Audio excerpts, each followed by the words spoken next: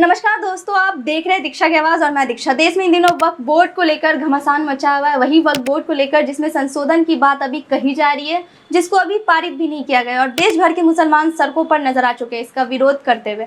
अब मैं आपको समझाती हूँ कि ये पूरा माजरा आखिर है क्या। देश में जब भी सरकार इन लोगों के लिए कोई भी नियम या कानून लाती है तो इन लोगों को ऐसा लगता है कि इनके साथ फिर से कोई अन्याय हो रहा है या जुल्म हो रहा है। अब कुछ लोग मुझे गोदी मीडिया या सरकार का दलाल भी बोलेंगे। खैर, इन सब बातों को नजरअंदाज करते हुए आगे बढ़ते हैं। इससे पहले जब मोदी सरकार ने 3 तलाक को खत्म करने की बात की थी, तब भी सारे मुसलमान सड़क पर नजर आए थे। ये नहीं समझ आता कि सरकार अगर कोई कानून इनके हित में लाती है तब भी ये रोते हैं और इनके हित में अगर ना लाए तो भी ये रोते हैं। इससे पहले जब CAA NRC एक्ट लाया गया तब भी इन्हें परेशानी हुई, जो कि इनके काम का था भी नहीं। ये सब तो आपको मालूम होगा।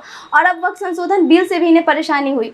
इन्हें यह लग रहा है कि इनकी संपत्ति छीनी जाएगी और बेच दी जाएगी, जबकि संशोधन में कुछ भी इस तरह का जिक्र नहीं है। ये भी बता दूं कि इस बिल में क्या संशोधन किए जा रहे हैं। संशोधन में यह जिक्र हुआ है कि वक्फ बोर्ड के कामकाज में पारदर्शिता लाई जाएगी। उसके साथ साथ महिलाओं को भी इन बोर्ड में शामिल करना, और कहीं ना कहीं ये संशोधन गरीब और भोले भाले मुसलमानों के हित में और वक्फ बोर्ड के मनमाने अधिकार को कम करने के उद्देश्य से है। साथ ही गैर मुस्लिमों को भी इसमें शामिल करने की बात की जा रही है। ये वही मुसलमान है जो हमेशा भाईचारे का संदेश देते आ रहे हैं। साथ ही साथ पहले वक्फ बोर्ड अगर किसी जमीन पे दावा करती थी तो वो जमीन दावा करने वाले यानी कि वक्फ बोर्ड की हो जाती थी, और जिसकी भी प्रॉपर्टी होती थी जिस पे दावा किया जाता था ये तो वो उसकी ड्यूटी हो जाती थी कि वो प्रूफ करे कि जमीन उनकी है या वक्फ बोर्ड की। लेकिन अब जो संशोधन किया जा रहा है उसमें सामने वाला यानी जिनकी प्रॉपर्टी पे दावा किया जाएगा वो रेवेन्यू कोर्ट से हाई कोर्ट तक जा सकते हैं। साथ ही वक्फ अगर किसी प्रॉपर्टी को अल्लाह की प्रॉपर्टी बताता है तो ये दावा करने के लिए इतना काफी था, लेकिन संशोधन के बाद वक्फ की प्रॉपर्टी वही मानी जाएगी जो उनको दान में मिली होगी। और एक संशोधन ये भी है कि पहले अगर कोई आदमी आगे आकर ये कहता था कि वक्फ बोर्ड ने उसकी किसी प्रॉपर्टी पर गैर कानूनी तरीके से कब्जा कर लिया तो वो उस मामले को कैसे खत्म करना, ये सारी चीजें क्लियर नहीं थी। लेकिन अब ऐसी हर शिकायत को जिला कलेक्टर खुद देख पाएंगे। अब ये सारे चेंजेस देखकर आपको भी लग रहा होगा कि आखिर इन चेंजेस में प्रॉब्लम क्या है। ये भी बता देती हूँ कि इस बिल के विरोध में दिल्ली के जंतर मंतर में एक बड़ा प्रोटेस्ट हुआ, यानी कि 17 मार्च को, जिसमें इन लोगों से इस बिल को रिजेक्ट करने का कारण पूछा गया। तो आधे से ज्यादा लोगों को यह मालूम नहीं था कि संशोधन में जो बदलाव किया जा रहा है